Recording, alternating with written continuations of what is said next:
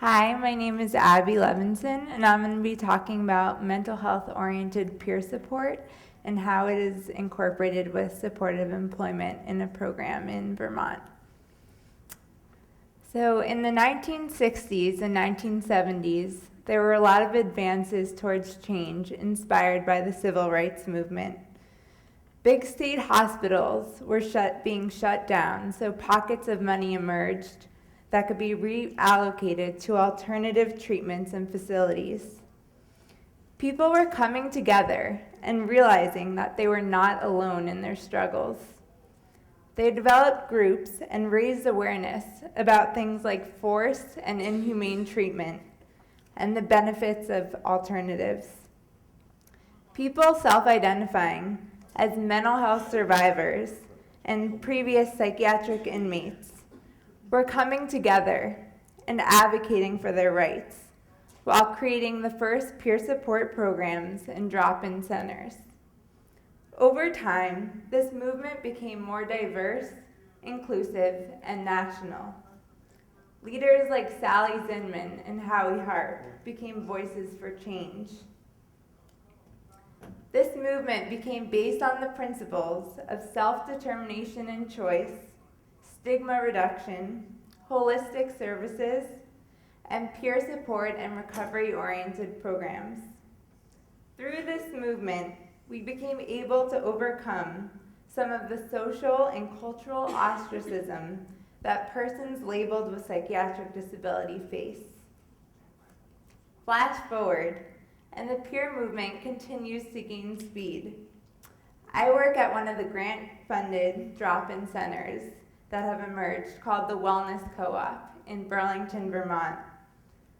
We are 3 years old, and we aim to cultivate a vibrant community that supports resilience through collective learning, creative exploration, and mutual support. We try to eliminate power dynamics. Staff are trained in a framework developed by Sherry Mead called intentional peer support. You may be asking, what does peer support mean in this context? Peer support incorporates authentic connection through curiosity and compassion with the intention of shared responsibility within a relationship. We strive for relationships that have minimal hierarchy and maximum transparency. We believe that each person has an untold story to tap into that draws a picture of where we have been and what social and environmental factors have shaped our worldview, like abuse, poverty, loss, trauma, and violence. Personally, I have endured both invisible and deeply exposing mental health struggles that I continue to work through.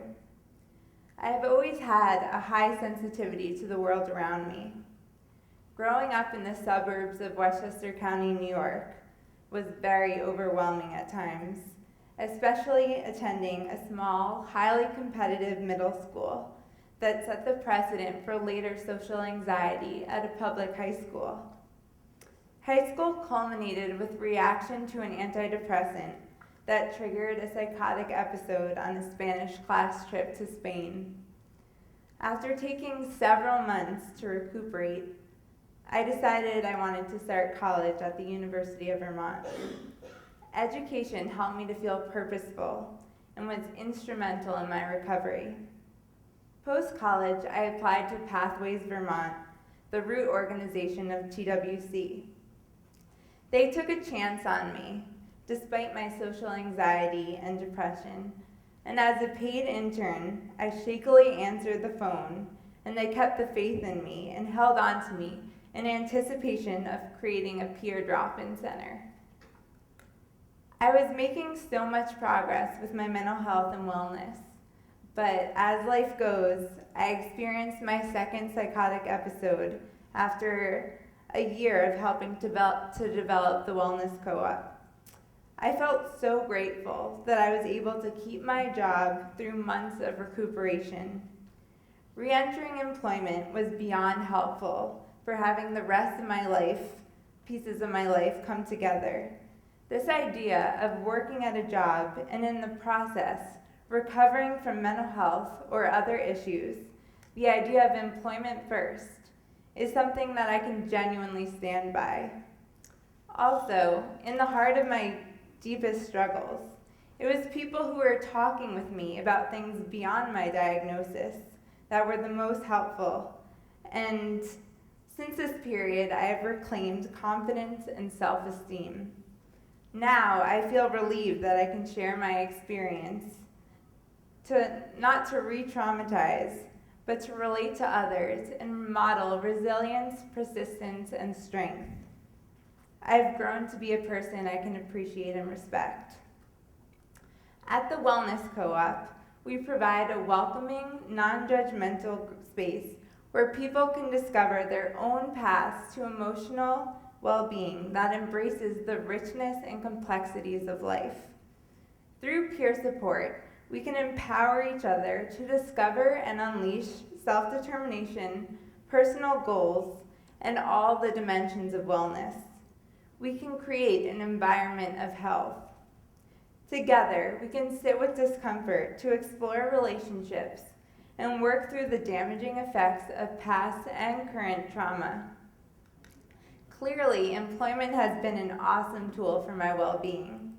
At TWC, I work as an employment specialist and incorporate peer support with employment support. By fostering relationships and contributing to the idea that a person is the expert on themselves, I can create a person-centered, holistic approach to supported employment. These are principles of another IPS called Individual Placement and Support, the Dartmouth Model for Supported Employment, or IPSSE. I combine IPS and IPSSE. Through IPSSE, I develop skills that I can implement to maximize the employment process for people seeking a job, while also self-identifying as someone who has had her own mental health challenges. IPSSE promotes peer support, but often the peer advocate and the employment specialist are separate positions within organizations. I help with hard skills like resumes, cover letters, applications, time management, and overall job searches. Along with that, I act as a cheerleader and develop deep and meaningful mutual relationships where I open up about my experiences with mental health struggle and how I've overcome some obstacles. I also take from IPSSE by doing job development, where I engage with employers using a specific model to learn what they look for when they're hiring and what makes them successful, so that I can be a resource to them and connect them with good fits. The relationships I build with employment seekers transcend a typical service provider, and the two IPS frameworks can be maximized. People can feel empowered to pursue their goals. A person I work with, I'll call him Joe, deals with nonstop ridicule and distraction by the voices in his head. We check in almost every day at the Wellness Co-op. We have a relationship that's based on comfort and understanding. Joe maintains determination to get a job despite his relentless mind and overall challenges. I went with him to 6 data entry exams because he likes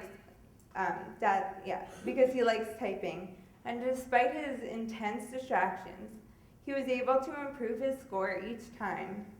We had pep talks, we created pump-up playlists to listen to during the test, and we worked on how to present professionally. Finally, Joe met the speed and accuracy requirements. He was offered the job through a temp agency.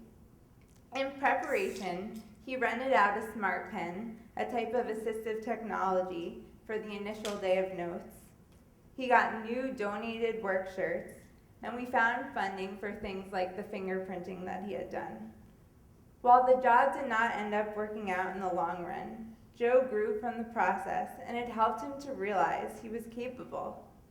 There is not always a perfect ending, but with continued support and the belief in individuals, on the ongoing process of working through issues and finding belief within oneself.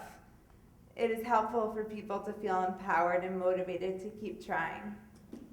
The peer programs are proving to be effective, including programs like TWC that have supported employment as a natural extension. Recent data from the Wellness Co-op and another Vermont Peer Center demonstration site illustrated that there is an annual employment rate of 54% for job seekers who utilize supported employment services. Even though there are great programs popping up throughout the world, only 1 out of 10 people with serious mental health issues work full-time, and only 2% have access to supported employment. At the same time, 80% want to work. Financial and occupational wellness are crucial for overall mental health, and with the goal of employment first, recovery can ensue. There is still stigma, funding issues, seclusion and restraint, imprisonment, homelessness, and inhumane treatment that contribute to lowering persons with mental health challenges' life expectancy to 25 years younger than the general population. We need to continue to engage in peer support, find alternatives, and put more resources into supported employment for these staggering statistics to change, and provide individuals with mental health challenges opportunities to find meaning, competitive employment, and recovery. Thank you.